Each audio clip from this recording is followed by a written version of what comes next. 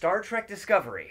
Now, for some people, this is a huge deal because for over a decade, there has been no Star Trek on television. And from 1987 straight through to the 21st century, there was at least one, sometimes two Star Trek shows on. Were there also movies in between? Or there no? were movies. Right.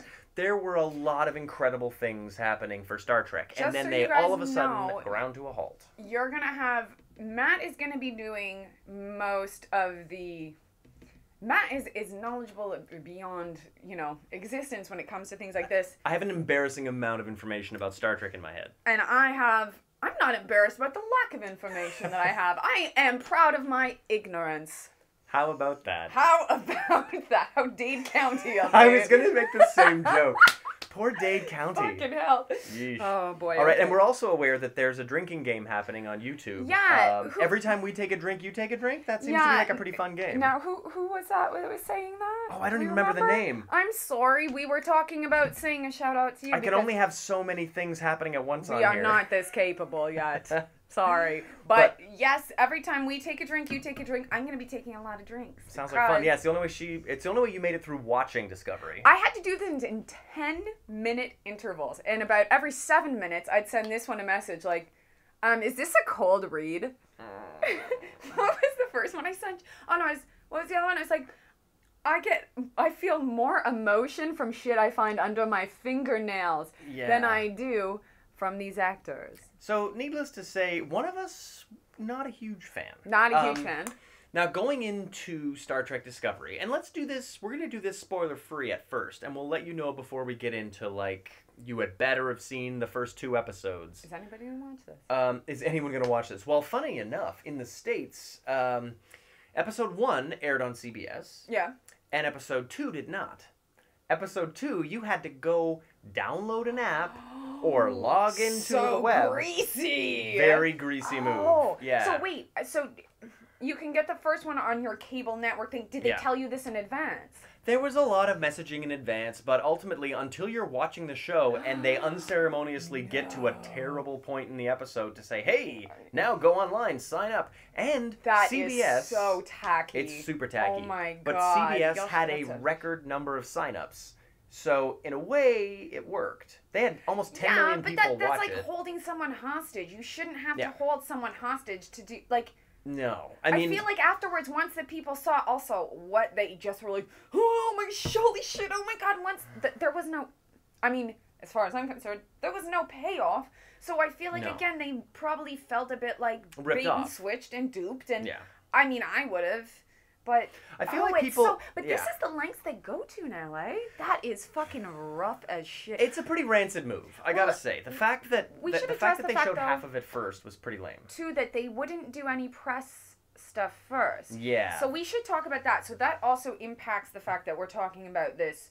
This 6 days after half an episode or whatever when it's a 2-parter. Yeah. So talk to them about that. So an embargo is basically something put up by the production company. It's an agreement made between the creators of the content and the press. And an embargo ensures that until a certain date, nothing's going to be released. So you can't put out a review. You can't put really anything out at all. I have some friends who were in LA for the premiere of the show that happened on a Tuesday or a Wednesday. And they couldn't talk about it. You gotta sign stuff a lot of the time. They couldn't talk about what they saw. They could tweet, yay, that was nice. Yeah, but they couldn't, do a proper review. Yeah. And so, whenever something like that happens, there's concern in fandom circles, in any circles of people circles. Well, in anyone general. Anyone who follows this pattern knows that when there's an embargo, you get a crap movie like Fan 4 Stick most frequently. But there were all kinds of, theories that the reason there's an embargo is because fandom really needs to see all of it. Critics might not get it. Fast forward to now, if you go on to Rotten Tomatoes, it's got a halfway decent 80s rating from critics. It's deep in the 60s from the audience. But again, so that actually was way off. The critics would have given it a pretty decent review compared to what, everyone else did. You know how I feel about, manipulating the press? Yeah. But, the way it manipulated what was released was by trailer.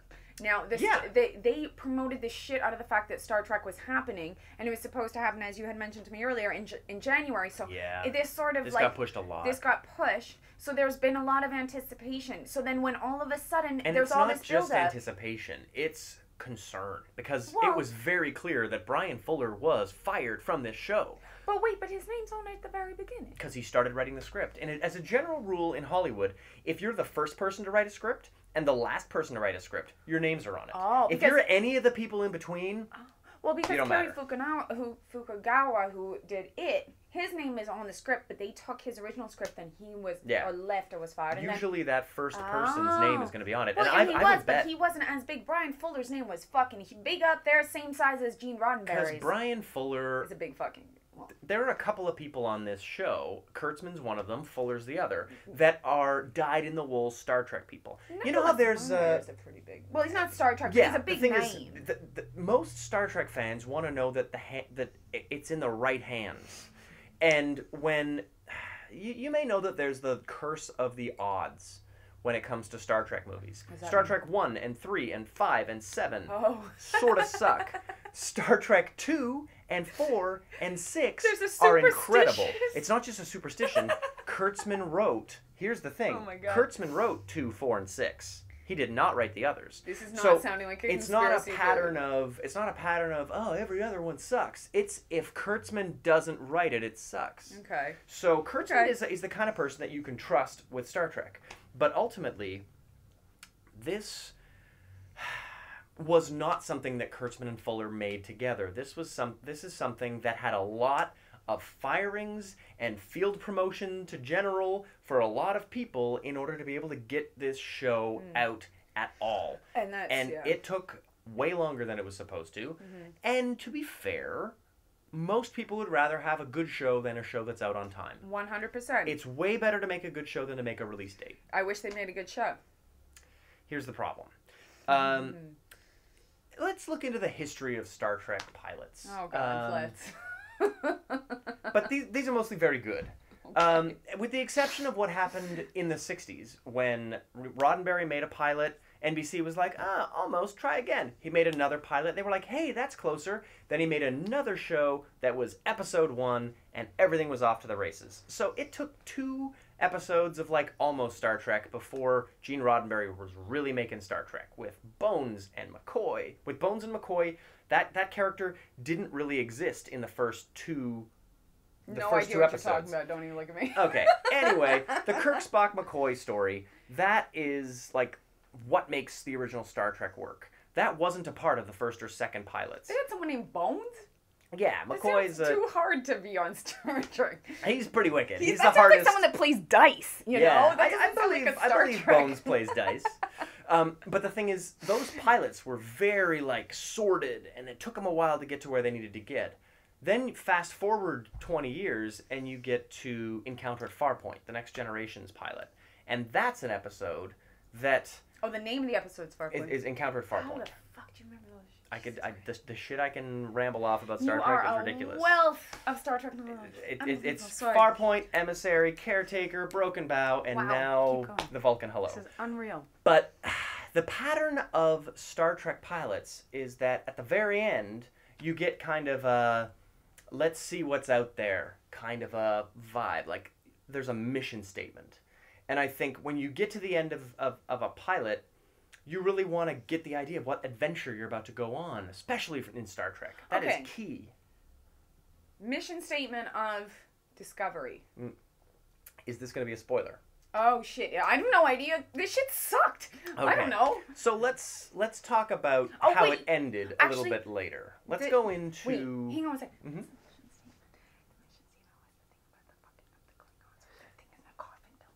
Not really. I don't think that was either. What the fuck was it? There was no mission statement. Okay, here's the problem. Okay, Okay. that's a spoiler. It's not a spoiler to say that this No. show breaks the mold in that at the end of it there isn't some wondrous, yes, this is the show you're about to see. In But fact, see, this star swipe thing, this hand thing, isn't this the thing that people love about Star Trek? Isn't that what people love about Star Wars? This thing of the wonder and the like, and Yeah. this thing about fucking Guillermo del Toro. These are all the things that people like you, oh my god, that sounded really rude. No. Didn't mean to sound rude. That's okay. But that you, well, geeks like me want to have that aspirational it's thing. what lights that little fire in your eyes. It's that thing. It's that mission. It's that goal. Yeah. And it's that excitement. And this didn't give it. So what to you? The problem to me with Discovery. No, that's huge problems. But what was it that's good enough about it that you, when I said this sucked, you were like, hang on. To be I honest, saw the hand start to move. The only thing about Star Trek Discovery that makes me want to watch another episode is the words Star Trek.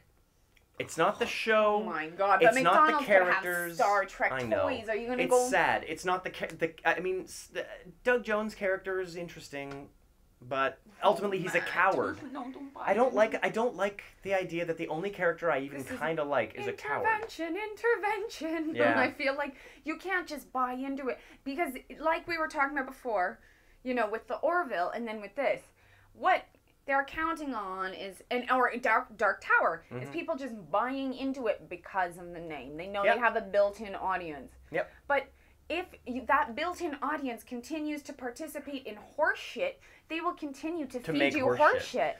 Don't let them do it, Matt. Now here's Guys, the thing. Here's the thing. You Star understand, Trek. right? Star Trek is something, and like proper Gene Roddenberry Star Trek is something that the world benefits from. When we can watch a depiction of ourselves in the future as people who got past the petty squabblings of North Korea and the Orange Man in the States. But they did get past it. We did. That's the thing. But the squabbling. That's the problem with Discovery.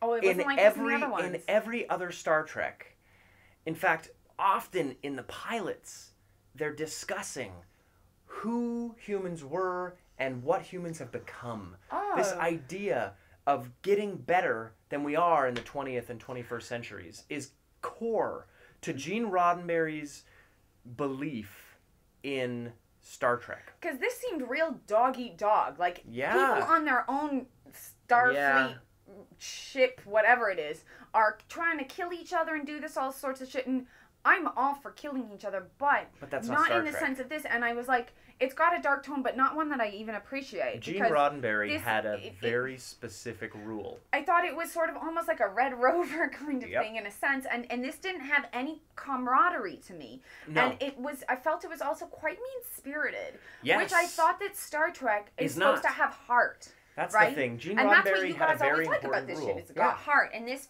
felt quite mean-spirited. Yeah, Gene Roddenberry has a very important rule, and it's that the crew of the ship are a team. They're always on the same side of a particular battle. And the problem with Discovery is that it's just seeded with argument and mutiny, like big time clashes. But you know what? If and only that the doesn't actors... happen with the bridge crew. No, and if only the actors, though, could handle that task, then it might be interesting. Then you might have something. But there are beautiful moments in the history of Star Trek where that's happened. Sure, but not... You look at an episode like Measure of a Man, where... what year? What? This would be 87, 88. Holy fuck. An episode like that where Riker and Picard are on two sides of a brutal... Riker is William Shatner? No. Riker is the guy with the beard. Okay, you probably don't know Riker. And then... Oh, wait, Picard is the blue bald guy. guy. No, Picard's the bald guy. Oh, that's Patrick Stewart. Yeah. So Riker and Picard are on opposite sides of an argument over whether Data is property or alive. Data is the blue guy. Data is the yellow guy.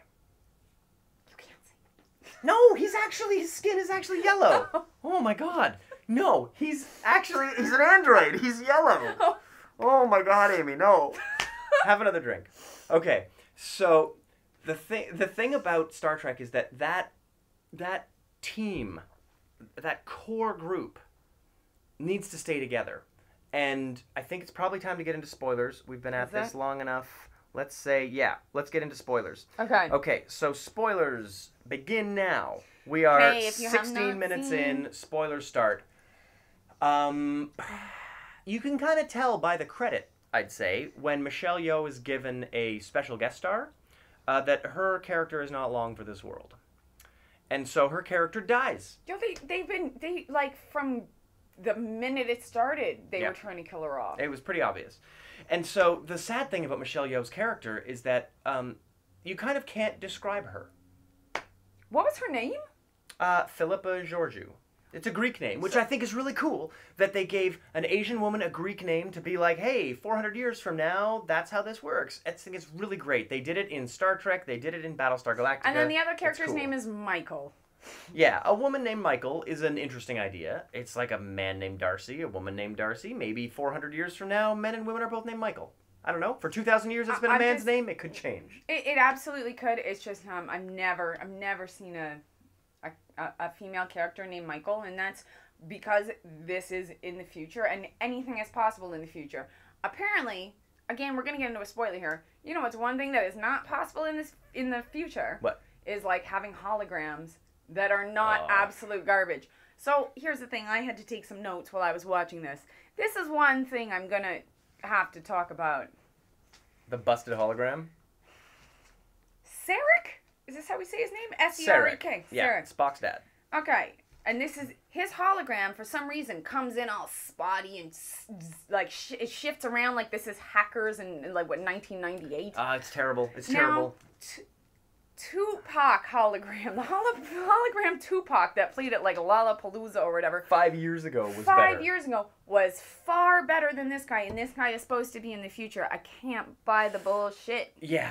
And Hologram Tupac is better than Sarek. holograms bring us to an interesting point. Yeah, there's a Star lot. Trek. It relies a lot on holograms. There's a weird amount of holograms and like frigging telepathy shit that is not in Star Trek historically. Oh, it's not. There have been a lot of. But there's a holodeck. There's a holodeck, but that's another 100 years from this point. Oh my god. The thing about Can't keep track.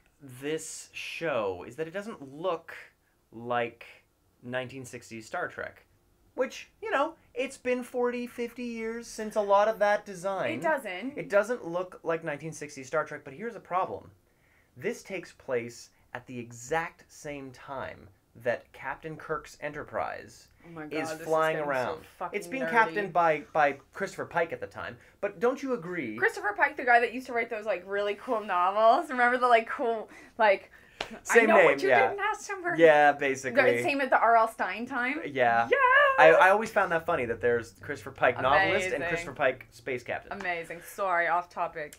Now, just taking a look at what's happening online, Mike Lee agrees entirely with you. Thank you. Melissa says, yes, not a great pilot. And Melissa also says, yes, Matt is like a Star Trek encyclopedia. Yes. And Carrie says, she missed this. When was it? From California, past fan of the week, Alien T-shirt. Hey! Awesome! This is one of our fans of the week from BSG Cast when we were talking about a far better show, Battlestar Galactica. Far better Far show. better. Although, strangely enough, you can see how... Wasn't that also filmed here? In Vancouver, but Canada. Canada, Yeah. and this was filmed in Toronto, And you by the can way. really see how Battlestar Galactica's success has sort of altered the way Star Trek is made, because this show did not look like Star Trek. It didn't look like 1960s Star Trek, even though this is a contemporary story to 1960s Star Trek. But it wasn't supposed to look like that, was it? Here's the thing. Oh, boy. And I've got a friend who's in the design team of Star Trek Discovery. And I have friends that, like, because, again, this is a Toronto... Yeah, we know people who are lots making of this people. show. And I will say, I have a lot of friends that worked on the makeup. The makeup was cool. I will say the costumes, at least as for the marching band Klingons- outfits? No, the Klingons stuff. Sorry. The Klingon stuff looked cool. I don't know how much Didn't of look that like Klingons, but again, No, this no, goes no, back. but again- this all goes back to this whole visual redesign that is supposed to somehow also take place in the same timeline as Kirk and Spock and Picard I and wish they Cisco. hadn't have done that. You know, like It. If It, like, again, I hate to bring back to it, like, but if they had just said, like, this is our own adaptation as opposed to calling it the same thing, or, like... Yeah, but that's know. what J.J. Abrams did when he made his new Kirk, Spock, and McCoy version of Star Trek in 2009. When he put Zachary Quinto, when he put a whole new cast all playing the old Bill Shatner and characters. Wait, wasn't that Anton Yelchin was in that. Yeah, he's in 3 of those movies. Bummer. Yeah, so that was a we're going to make a new timeline. Star Trek has always played with time and space in really fast and loose ways, whether it's going back in time to rescue whales or going back in time. It's happened. And Kurtzman wrote that. Hobo? What the It was a good it was a really good movie. Star Trek IV: The Voyage Home is a beautiful movie. Oh my with God. nuclear vessels. You would enjoy it. There's a moment. There are a lot of moments where they go back in time. Cisco has a great going back in time story. Cisco? Not that Cisco. Benjamin Sisko, played by Avery Brooks. Very different Cisco. Because I No like going back in thongs, time. thongs No involved dumps like a in- truck. Oh, God. But the thing is, Star Trek goes back in time and messes with timelines. City on the Edge of Forever, like this stuff goes way back. And the fact that they had a really smart way in 2009 that JJ managed to make a new Star Trek timeline where we felt like there was new stuff that was going to happen to Kirk, Spock, and McCoy that we hadn't seen before.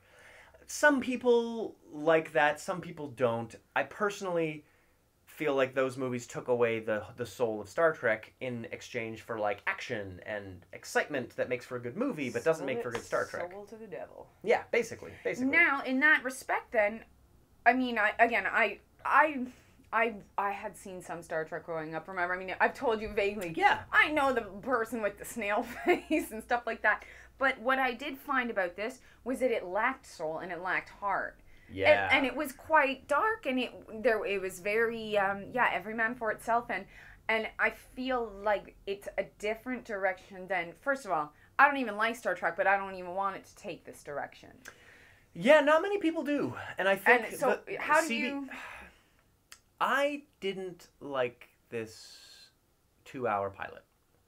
Having said that, Hang on. How did you like the first half before they said, "Do you want to see the rest?" I didn't like any of it. Squeaked. You did squeak. I did. I didn't really like any of it. I thought that it missed the wonder of Star Trek. There's never been a pilot of Star Trek that began by starting a war through incompetence and mutiny. And with such lazy, I mean, there was no like vigor to it. When it's people talking about a war, but they're like, hush, yeah. When you look at the fact that 2 hours of television went by. Yeah.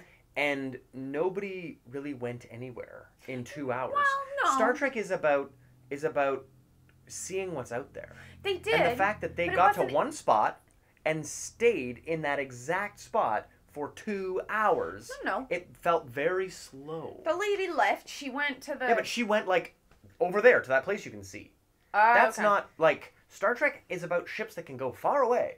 And so this felt like I guess that feels kind of lazy. Like it felt like a self-contained story is what it felt like. Oh, to you me. mean like it feels like one of those, no offense, because this is very well done, but like the first Saw, in the sense that it's all done in one shot, kind of a room. A little bit. I think actually what it feels the most like, for anyone who's watched Babylon 5. Never. Okay. For some reason, I don't know the why. name.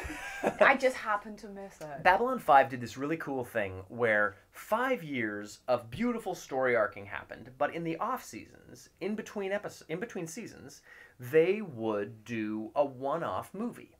And it would be a movie where they do like 2 hours of a really neat moment in history. And you're like, oh, cool, that's a neat story. So like Bill and Ted's? Sort of, but it's like a moment in Babylon 5's history. Oh. So it's not like Bill and Ted's in that way. But it would go back in time to like, oh, this was a cool moment that this particular story arc discussed, and now we'll get to see Captain Sheridan have like a whole storyline. It begins, middle, and end of storyline. This felt like a Babylon 5 movie. It felt like one story that began and ended, and honestly, if there was not an episode 3, it would make sense. Shitty character, does shitty things, goes to jail for it. End of story. Sure. Like, didn't it just feel like the end of it?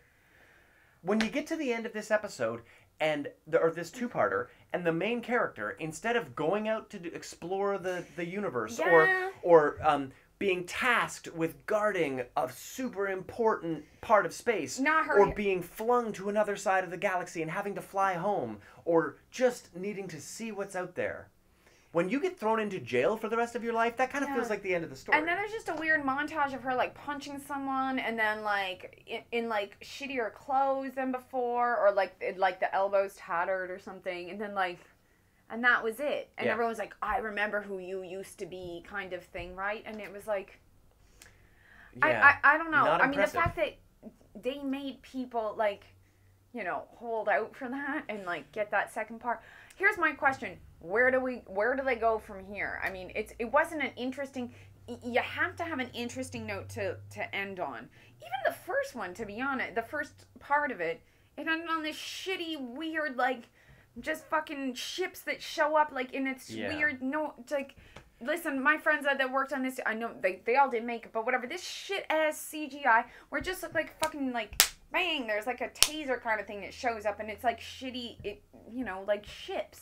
It didn't look good.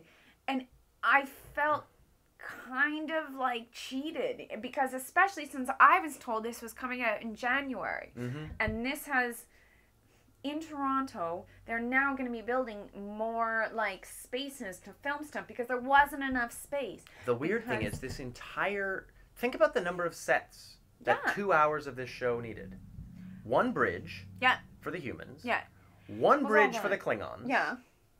And then they were in Jordan on sand for like 5 minutes. No. That's the whole show. But there is a lot of shots. That's a lot of shots, and it's a lot of, like, Dutch tilts. Yeah. That's a lot of shots. It's a lot of shots, but it's only 2 sets. And this thing cost $8 million an hour. And it took how long? From beginning till, you know. To delay and delay now. And delay. So the thing is come January, I'm like, okay, and then now I'm thinking, fuck, it's going to be super cool. Even someone like me is going to like it. No. No, not so much. Because you know what, I can tell you, like, much like a lot of, unfortunately. Now, you had some things to say about the Klingons here.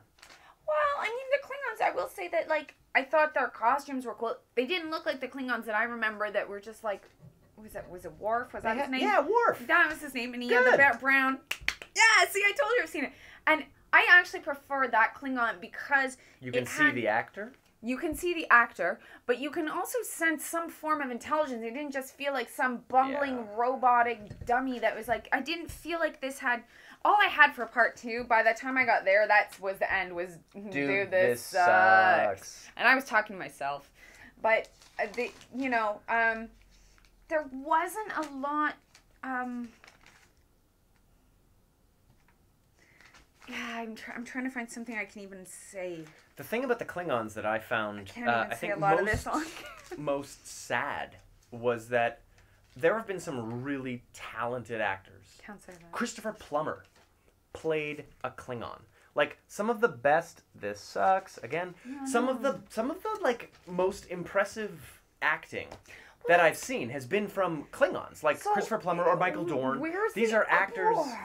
Where's the uproar? Yeah. My God, the internet is full of it right now. Are they? Because I'm one of them. Yeah, like, and especially if you're going to spend 6 scenes with the Klingons, if they're just basically rubber masks with lips, trying to speak through mouthpieces and teeth applications that are just not conducive to acting. It wasn't the Klingons I found so difficult. It was the guy whose name I just have him as looks like a shriveled potato. Vok? The white? The guy on the Federation Starfleet that looks like a shriveled potato. Looks like he's a really hard time talking through his SPFX. Oh, that's Doug Jones.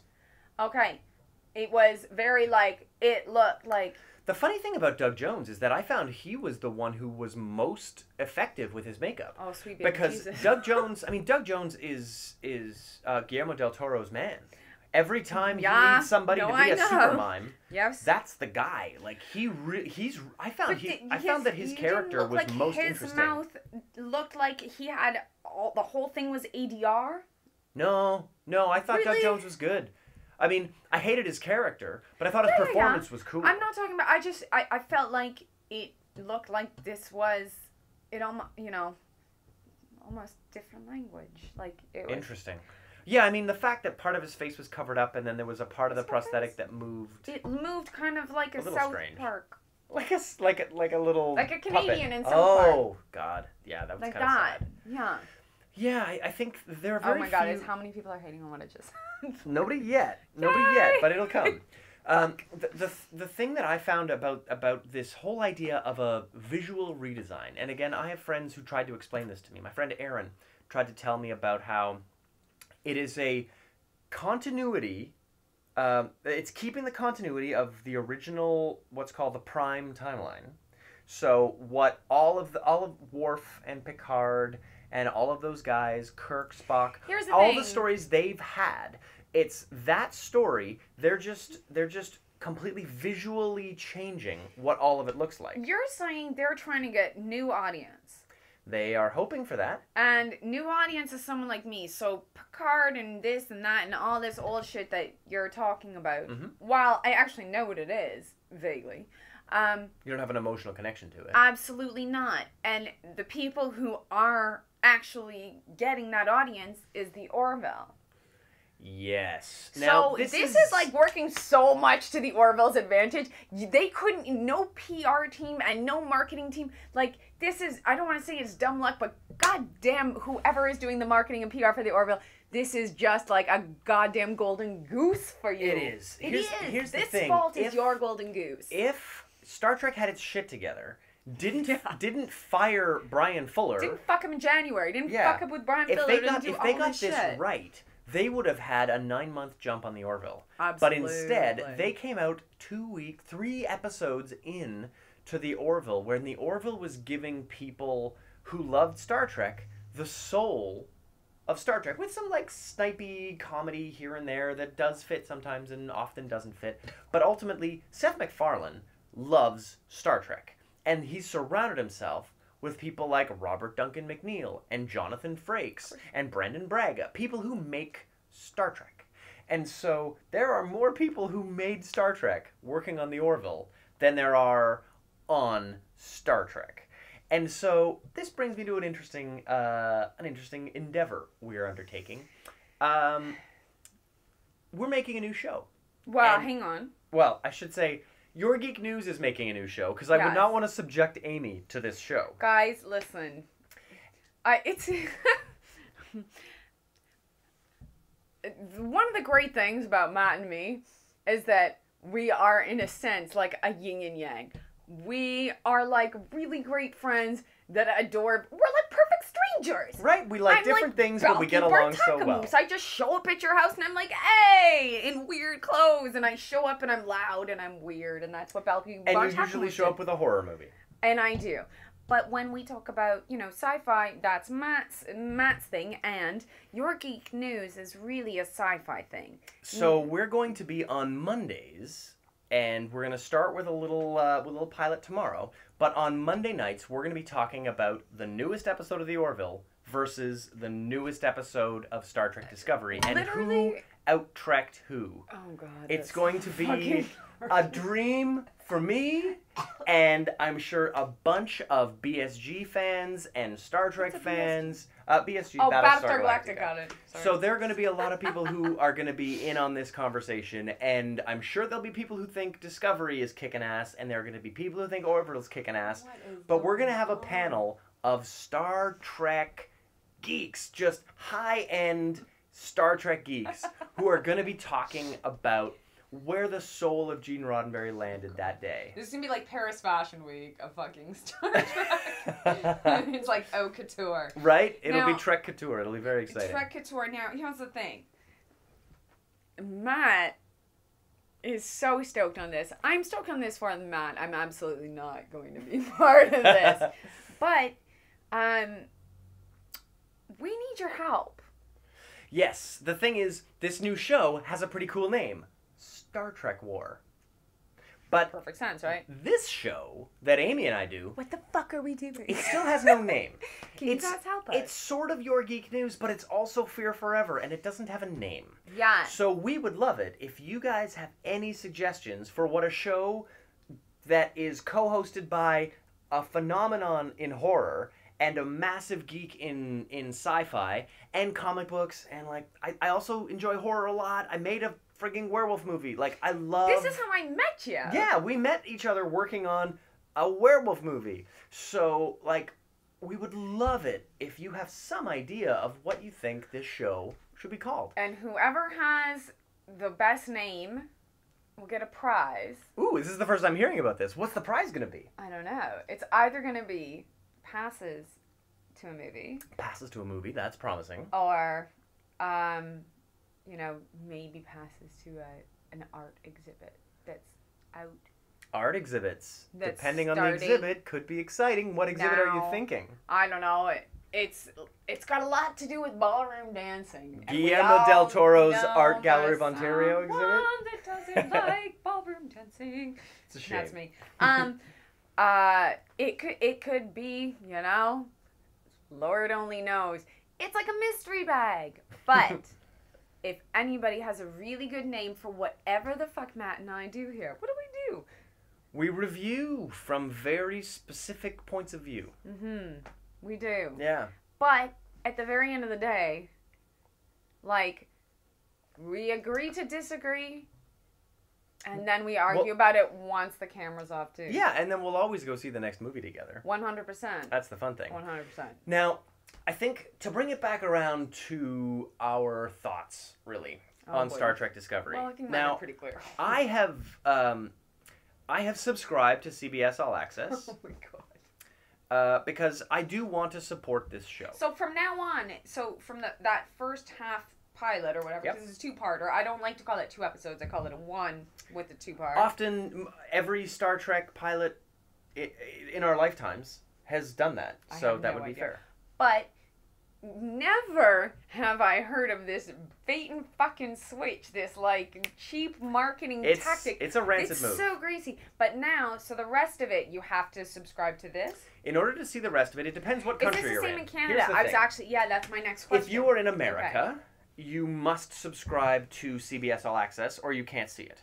If you are in Canada, it's on the Space Channel on Sundays. And then if you're on Crave TV, you have to wait 24 excruciating hours to watch it on Monday, which I think is a classless move as well. Very. Because HBO is able to give you a show a minute after it airs. Why can't Crave? Laziness. Yeah, I mean... Probably just laziness. Yes. So that's the reason I subscribe to CBS All Access. I'm a Canadian, and, but I'm on CBS. Is that CBS. why you were bitching about Crave earlier, and you're like, fuck this, garbage? Yeah, I signed in. I actually got access to Crave so I could watch it, and then I realized, oh wait, it comes out on Monday? Cancel. Because that's... So they don't tell you in advance. Again. I had to log in to find it, and it's embarrassing. So that's what happens if you're in Canada. If you're in literally any other country in the world... Netflix has Deep, dark confessions from Matt Campagna. Well, and the cool thing about Netflix having it, and in fact the whole reason the show exists, is because Netflix was willing to pay for the worldwide rights outside of North America. And they paid so much money for it that CBS has their costs to make the show. The production expenses for Star Trek have essentially been paid for by Netflix.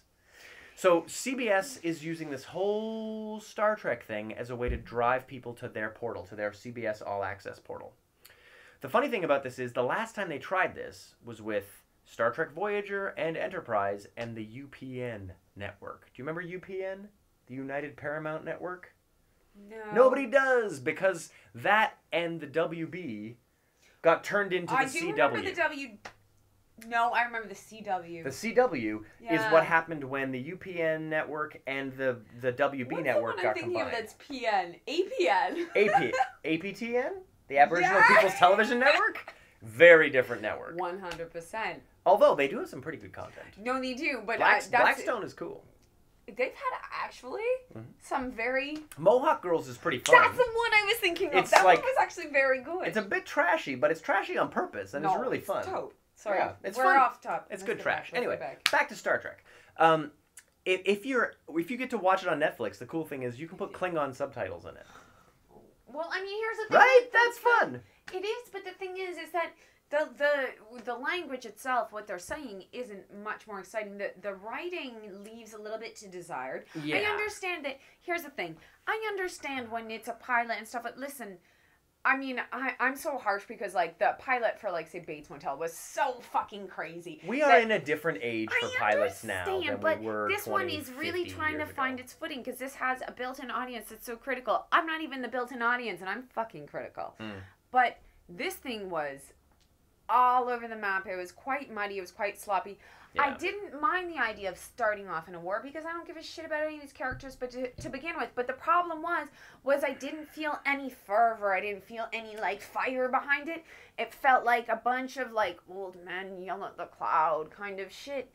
And it felt like people going through the motions and trying to find their footing. And the whole thing about acting is fooling people into, not fooling, acting, treating, showing people that these are real characters and letting them get lost in it, and I never got lost in this. No, and ultimately the goal of a pilot is to invest you in characters. Well, exactly. And so the fact that there are 2 major characters in this show that die at the end of this 2-hour pilot, and it's like, if you are going to spend 2 hours of my life investing me in everything surrounding this show, not you just cannot 2 hours, kill... but 1 hour with one station and a second one on another network. That's a huge... That's a massive investment. ...story, but I have to bring that up again because I find that so despicable. It's a gnarly move. But the fact that the leader that you meet on the Starfleet side and the leader you meet on the Klingon side both don't make it to episode 3 just means that you have spent a lot of my time and blown it out the airlock. Because I need to be invested in these characters. I kind of think Saru is an interesting character because Doug Jones is interesting. The one with the potato face. The coward, potato face coward. But the fact that one of these characters, his defining attribute is his cowardice, makes him very much not Star Trek. Star Trek is about boldly going, and Saru wants to boldly get the fuck out all the time. To boldly go where no one has gone. That's it, where no one has gone before. And to come in peace is the thing that the fucking Klingons hate. Here's something that troubles me deeply about the Klingons. Was that in the front one, the beginning stuff? The We Come in Peace? Yeah. Was it? What is that where that started from? No, I mean, that's just a human thing. That's never really been... Okay, because they make it sound like it's a Star Trek specific thing. To someone who doesn't know, they make it... Now, the thing about the Federation... You looked at it like some... No, I was just checking. The thing about the Federation is that, they do come in peace. And ultimately, 100 years from now, Michael Dorn's Klingon character is on the bridge of the Enterprise. It's a kind of a beautiful thing, because Michael Dorn plays Worf. Oh, yeah. So, the Klingons in the 60s... were sort of stand-ins for the Russians. And so, fast forward to 2017, when Russians have a very interesting part to play in our current political schemings, for some reason, the people behind Star Trek Discovery decided to make the Klingons represent Trump supporters? Did you see that weird thing at the very beginning, too, where they talked about locking arms? Yeah.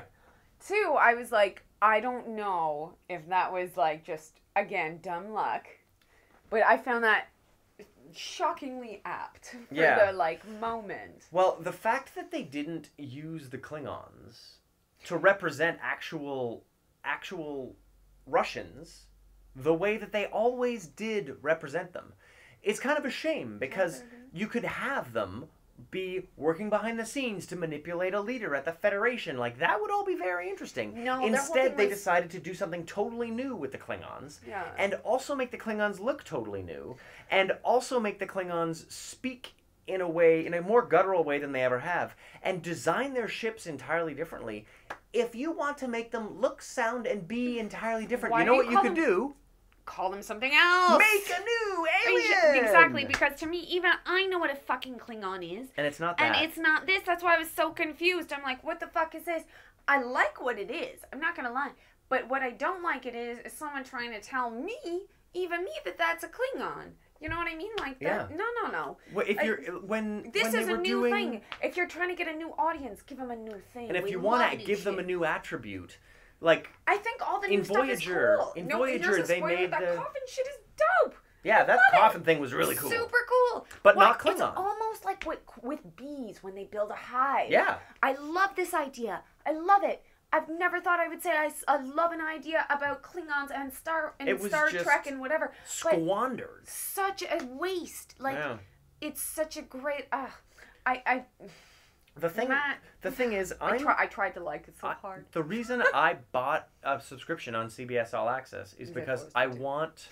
Yeah, a little bit because they made me, but mostly because I mean, this show has been pirated hugely because if you want a particular group of people to go online and pay for your show, they will defy you. Maybe don't do it to the single most technologically advanced group of fans in the world. Yeah. Star Trek fans. Yeah, do it to, like, Real Housewives of Atlanta. Exactly. Or Real Housewives of Orange County. Your Real Housewives fans, they'll or do what you say. Bridezilla, whatever. Yeah, but your Star Trek fans are going to reverse engineer that shit and post it on Pirates Bay in a heartbeat. Yeah. So, the reason I chose to pay for it is because I want to support this show.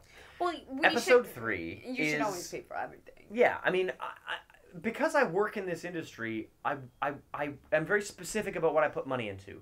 For example, when Fantastic Four, that shitty new one, came out, I paid for a ticket for Ant-Man, and I snuck in to see Fanforstic because I did not believe that when Fox just undercuts an artist and hire someone else to come in to make the show for them, that should be supported. So instead, I paid someone else. But I paid for CBS All Access because I wanted this show to have support. Sure, but in a weird way, it's like where I'm saying, like, you can't just support it because it has the two words Star Trek attached to it. Yeah. It has to earn that name.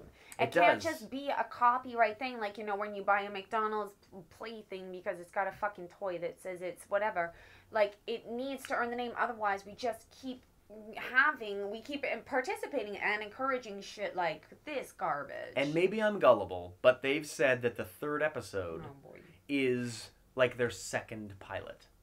And the thing is, this show is called Star Trek Discovery. We don't need a second pilot. Yeah, you should just do the fucking one pilot and it should be good. Second pilot? The last time they did a second pilot, you may remember, was when the show wasn't good and they had to recast the captain. And maybe they're trying to do some meta thing where Christopher Pike was recast with Kirk. But honestly, we should learn from how that didn't work out so well and just make a good first pilot. Or we move on from the first pilot and start to improve on what we did instead of going, oh shit, completely change it. This show is called Star Trek Discovery. If it was called Star Trek Warzone, Star Trek Klingon War, Star Trek Kahless the Unforgettable, if they called it something... Oh, yeah, it's the name of the... The name of the guy Yeah. So if they called it something like that, I would be like, oh, okay, well, hey, it's going to be a fight show. But it's called Star Trek Discovery. And in our pilot, we did not see the Discovery. We didn't see... The USS Discovery is the ship of the show. Oh, shit. That's the name of a ship? And it's not even in the pilot. So I think... Wait. It's the name of a ship. I thought we were just... Discovering what?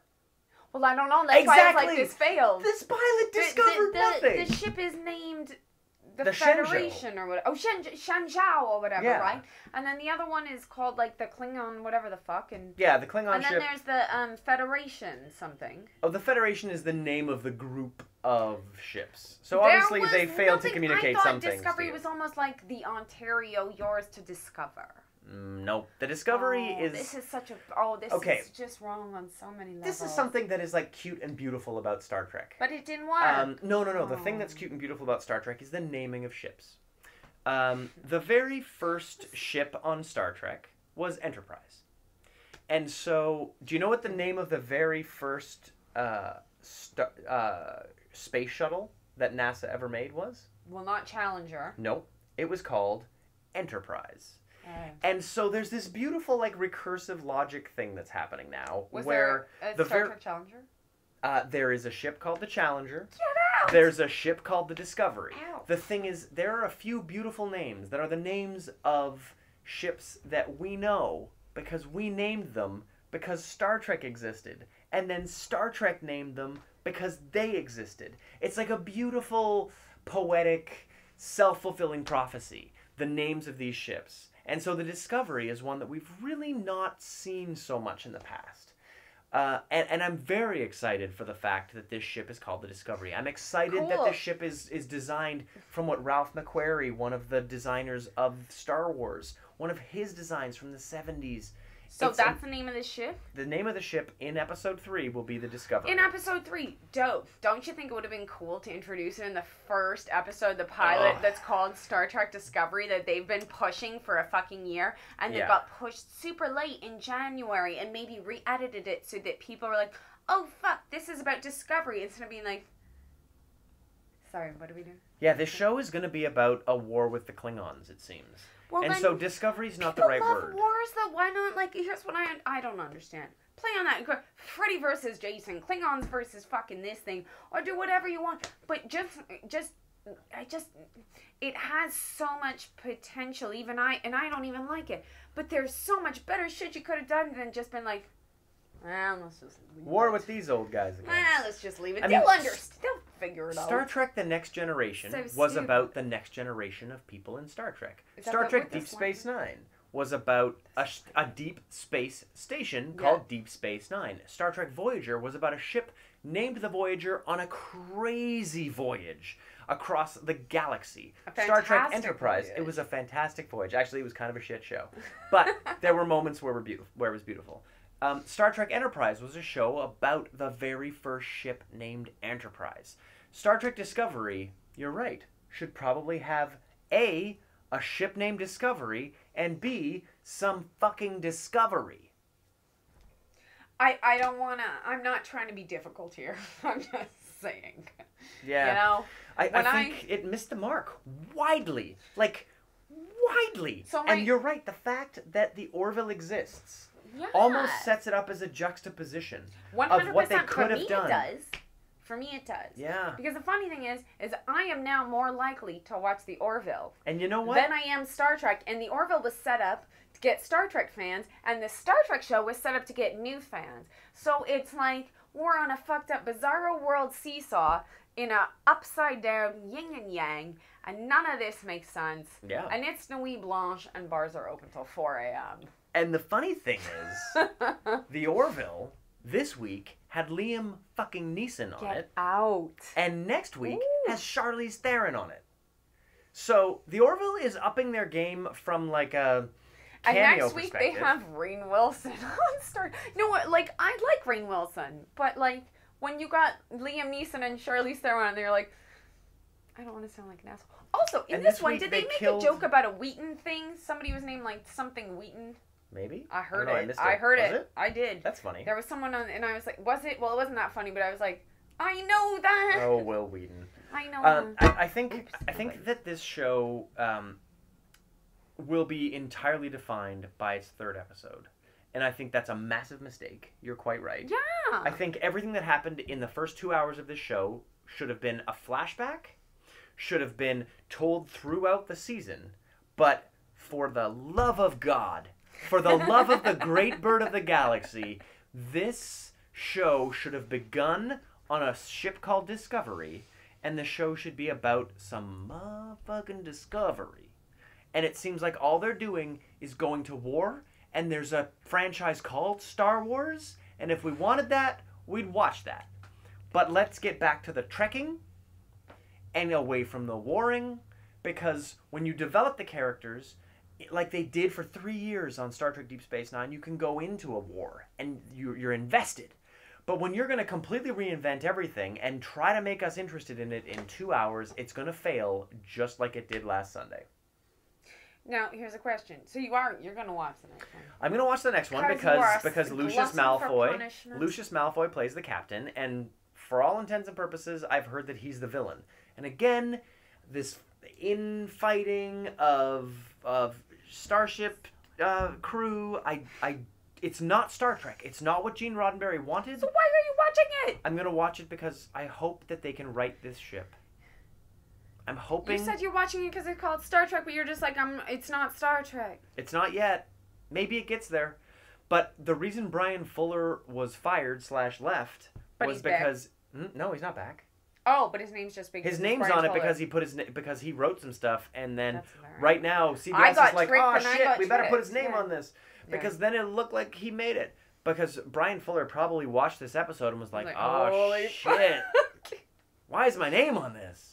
I've seen that happen. I've seen scripts get rewritten, and I've seen the first person's name still be on it when the second writer did all the beautiful work and the third writer gets the credit. And it's like, how the fuck that works, I don't understand. The WGA and the WGC is messed up. Really cool, and then the second and third fucked it up. Yeah. And the first person's name is still on it. Like, maybe, potentially, poor Brian Fuller, who's like, fuck, I thought It's like the internet, you can't wipe yourself from it. Yeah, and you would really think that Brian Fuller was excited about this, was like ready to make something special, and word on the street is that he was exited from the project because he didn't like how it was diverging from actual Star Trek, the way Star Trek looked before, the way it felt before.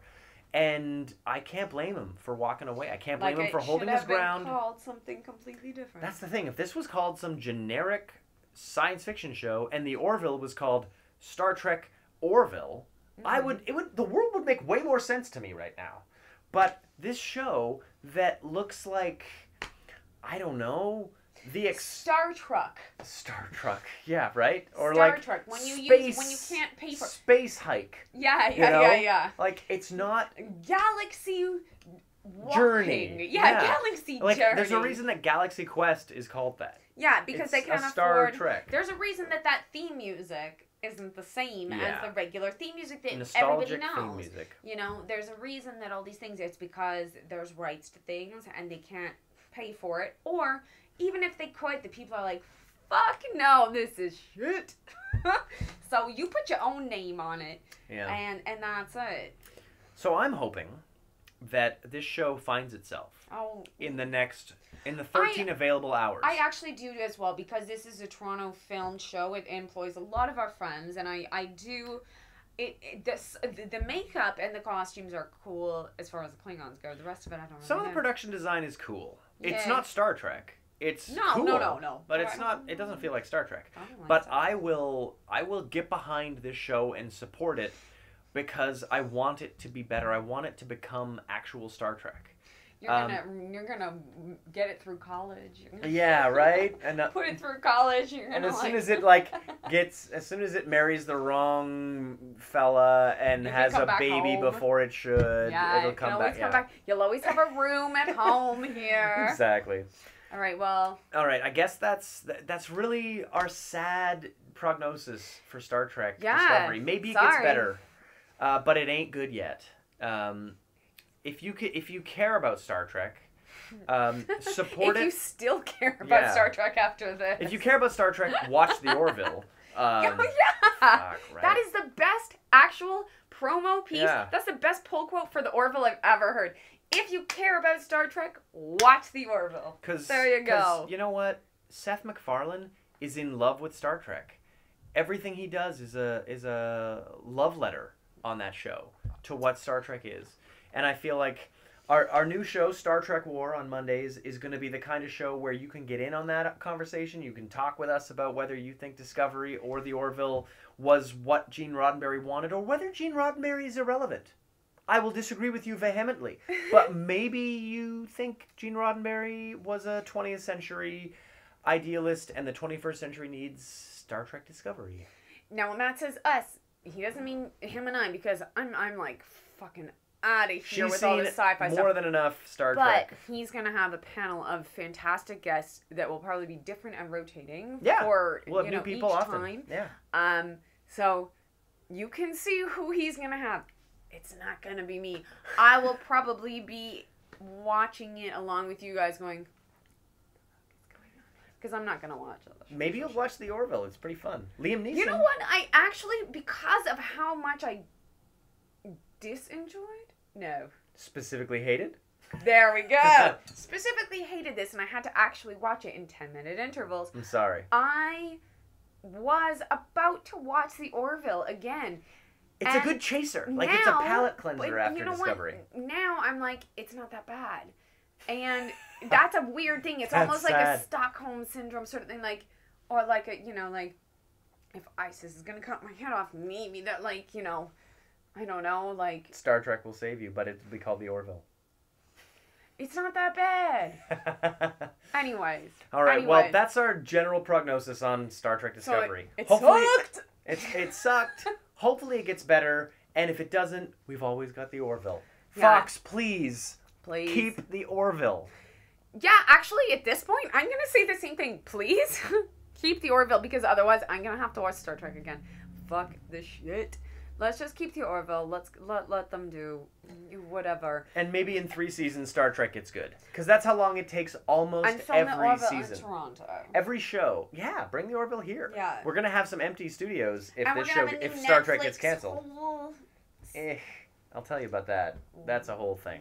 This Canadian Netflix thing. That's a bummer. Yeah, that's it for Star Trek for today. Now, tomorrow on Sunday, we're going to be doing our pilot episode comparing the first 3 episodes of The Orville to the first 2 episodes of Discovery. And then on Monday, we'll be hitting our regular every Monday talking 1-to-1, an hour of The Orville versus an hour of Star Trek Discovery. And we're looking forward to hearing you chime in. So take part, be in this conversation. It makes sci-fi better. We're all a part of it. It needs to be better, so. It needs to be. The Orville is getting better all the time, and I'm only hoping that Discovery will have a similar trajectory. For you, because I know how much it means to you, I hope it is better too, so. Dude, up top.